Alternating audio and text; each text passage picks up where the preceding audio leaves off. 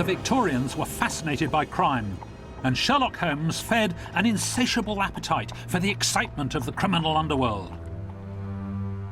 Across Britain, huge numbers of people had migrated to towns and cities.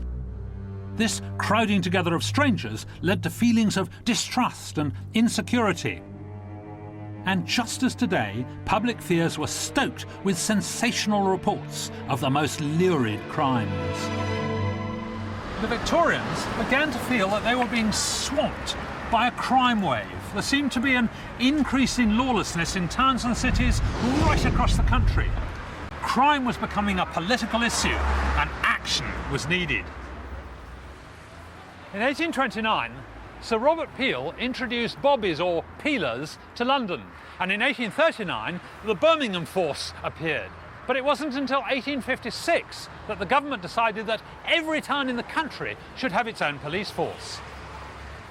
For the police to be effective, they had to be recognisable by the public, so they wore a distinctive uniform. The early uniform started off with a top hat like that. Great.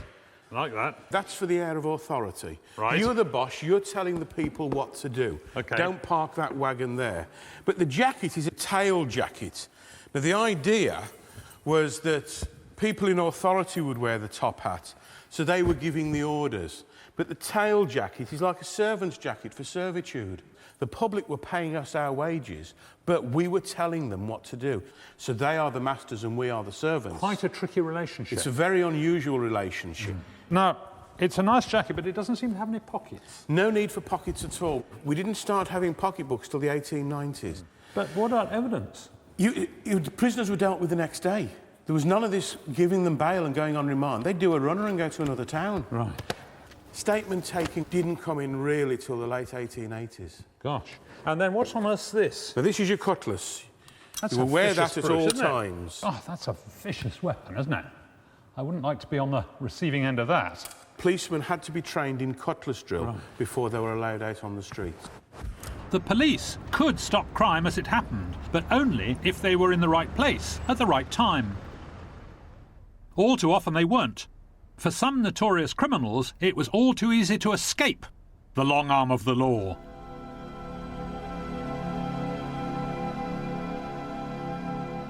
In 1888, these streets in London's East End were the hunting ground of one of Britain's most notorious criminals, the fearsome Leather Apron, more commonly known as Jack the Ripper. His crimes were cold and calculated.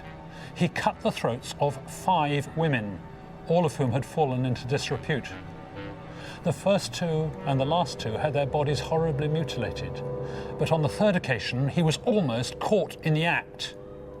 He escaped, and within the hour he killed his 4th victim.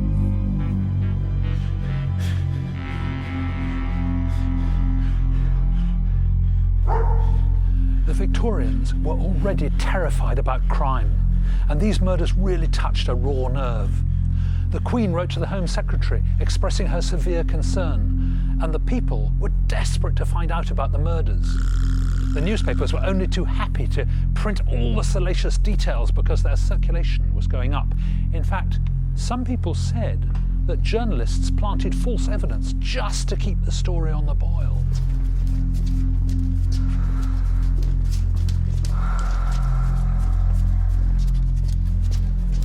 The police came in for a lot of criticism for their handling of the case. They put out extra patrols and stakeouts in the streets, and they tried entirely new techniques. They got bloodhounds in. It was the first time they'd ever been used to try and track down the criminal. And while the bloodhounds were in London, there was no murder, and the police decided they were too expensive to feed and sent them home. Come on, dogs. And then the Ripper started again. There were plenty of suspects, but the Ripper was never caught.